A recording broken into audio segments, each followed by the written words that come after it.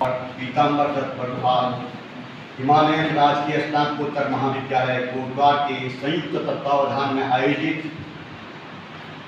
इस ज्वलंत समस्या नशामुक्त उत्तराखंड, नशामुक्त भारत, संस्कार युक्त युवा कार्यक्रम में उपस्थित मुख्य वक्ता के रूप में परम आदरणीय, परम श्रद्धेय और विद्वता के धनी श्री सत्यप्रकाश सत्याल जी, विशिष्ट वक्ता के रूप में उपस्थित श्री प्रकाश चंद्र कोठारी जी, कैप्टन पीएल खंडपाल जी, और इसी कड़ी में मैं एक और नाम लेना चाहूँगा। आप इस समय हमारे महाविद्यालय में भी सेवाएं दे रहे हैं, श्रद्धेय श्री चक्रधर कटवा।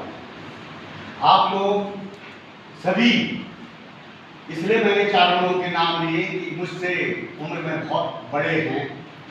मैं इस मंच के माध्यम से इस गोष्ठी में आपका हार्दिक अभिनंदन, हार्दिक स्वागत करते हुए अपनी बात को आगे बढ़ाना चाहूँगा। हमारे बीच में यहाँ पर के अजय पाल रावत जी, जो जज के रूप में भी हैं, एक शिक्षा संस्थान के संस्थापक भी हैं।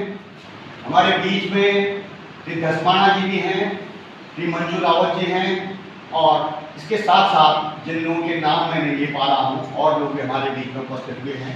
और सबसे पहले मैं धन्यवाद दूंगा श्री नौटियाल जी को कि आपने इस ज्वलंत समस्या के संदर्भ में इस जनपद के सबसे बड़े महाविद्यालय कोटद्वार महाविद्यालय को चुना और यहाँ से इस कार्यक्रम को आगे बढ़ा रहे हैं। ये हमारे लिए भी सौभाग्य की बात है। इसके लिए आप बहुत बहुत बधाई की बात। कार्यक्रम में उपस्थित मेरे साथ बैठे हुए professor Chauhan, doctor Dinesh Kumar ji, doctor S D Gupta, और कार्यक्रम का संचालन कर रही डॉक्टर सुषमा खंडेटी, और बीजीएमसी में फैकल्टी के रूप में सक्रिय सदस्य के रूप में कार्य कर रहे हमारे अरविंद दुधपुरी जी, प्यारे छात्र और छात्र। ये जो कार्यक्रम आपके लिए रखा गया था, इसमें थोड़ा सा मुझे ये लगता है कि कहीं न कहीं हम लोगों के आपके बीच में कम्युनिकेशन में कुछ दिक्कत इस सेंस में कि जहाँ पे बोलने के लिए आपको मौका मिल रहा है और आप युवा हैं, आपको बहुत कुछ सीखना है। मैं अभी सत्याल जी से गुस्ताखी कर रहा था, मैंने उम्र पूछ ली 89 ईयर्स। जब 89 ईयर्स के युवा, आप युवा कहेंगे, हमारा युवा पढ़ के बोल रहा है और आप जो है धारा प्रवाह बोल रहे हैं, ये हमारे लिए बहुत सौभाग्य की बात है कि आप जैसे समाज सेवी जो निरंतर सेवा से सेवानिवृत्त होने के बाद भी और अभी भी समाज सेवा से जुड़े हुए हैं, ये हमारे कोटद्वार के लिए, हमारे उत्तराखंड के लिए बड़े गौरव की बात है।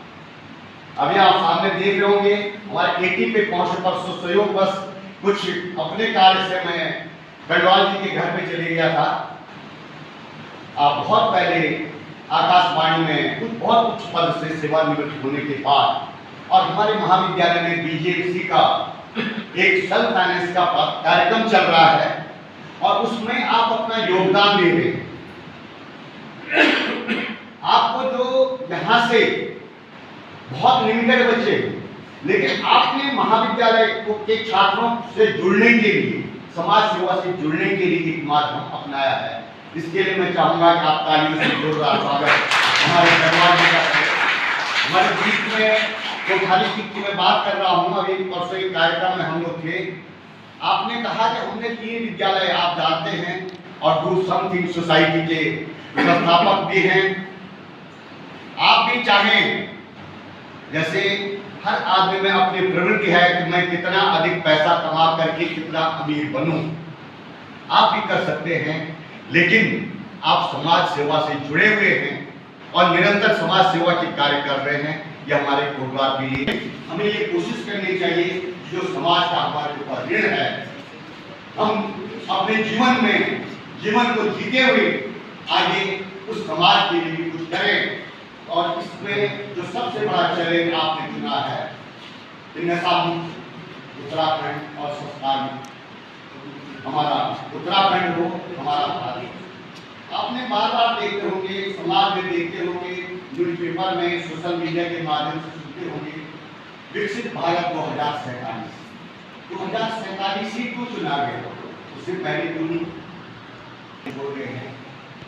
जितने भी हम अपने घरों में, अपने समाज में शुभ कार्य कर रहे हैं, और ये जो उत्तराखंड है, मैं अभी परसों NSS कैंप का उद्घाटन था, 28 राज्यों और 8 केंद्र शासित प्रदेशों में ये भूमि अन्य राज्यों को मिलता है, उत्तराखंड को कहा जाता है। और उत्तराखंड के लोग अगर राजसी प्रवृत्ति के हो जाएंगे तो भविष्य में जो देवभूमि का दर्जा है वो भी हमसे छीन जाएगा। तो ये आप लोगों को सोचना है, आपकी पीढ़ी को सोचना है, और हमें समाज को दिशा देने के लिए निरंतर कार्य करना है। हम ऐसी अपेक्षा करते हैं, और आपके समझाने से अगर कोई समझ जाता है, समाज में अपनी दिशा को परिवर्तित करता है, तो उससे बड़ी सौभाग्य की बात है। मैं 84-85 की बात कर रहा हूँ। मेरे बगल में एक PWD के इंजीनियर रहते थे। उनका बच्चा, 3 बच्चे थे, 2 बड़े बच्चे थे, एक बिटिया थी। एक बच्चा थोड़ा मंदबुद्धि था जन्म से। तो जो इंजीनियर साहब के घानी जी थे, उन साल के पास उनका काम था, उनके फादर टीचिंग में थे। तो वो ये कहने लगे कि मैं बीड़ी सिगरेट इसलिए पी रहा हूँ टेंशन को दूर करने के लिए। हमने कहा ठीक है, मैं उनके पीछे लगा रहा, पड़ोस में रहते थे, मैंने कहा आप छोड़िए, इसको नहीं पीना। तो उसके बाद एक दिन वो बच्चा जो कक्षा 1-2 में पढ़ रहा, उसने पिताजी का बीड़ी का बंडल देखा। मैं सत्य घटना आपको बता रहा हूँ। उसने कितने बीड़ी के टुकड़े थे, मान लिया उन्होंने 10 बीड़ी थी, उसने 10 टुकड़े इकट्ठे करके बंडल, कागज का बंडल टाइप का बना करके, और एक दिन वो दूसरे सुलगा रहा है, मतलब 6-7 साल का बच्चा। मैंने उससे वो लिया, शाम को जब देखा फील्ड से आए, मैंने कहा भाई ये आपके लिए गिफ्ट है। कहली क्या है?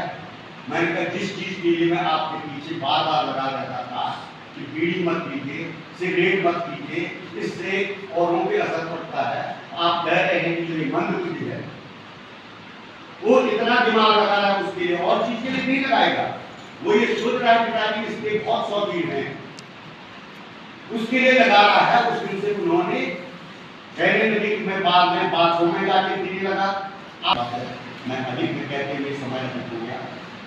अपनी वाणी को विराम देते हुए आप लोगों से, जितने लोगों ने इस गोष्ठी में भाग लिया है, आप सभी का हार्दिक धन्यवाद करता हूँ, हार्दिक आभार प्रकट करता हूँ कि आपने इस जो ज्वलंत मुद्दा है वर्तमान में हमारे राज्य के लिए, हमारे क्षेत्र के लिए, हमारे नगर के लिए, इस समस्या के समाधान के लिए कुछ न कुछ अपने सुझाव दिए, ये निश्चित रूप से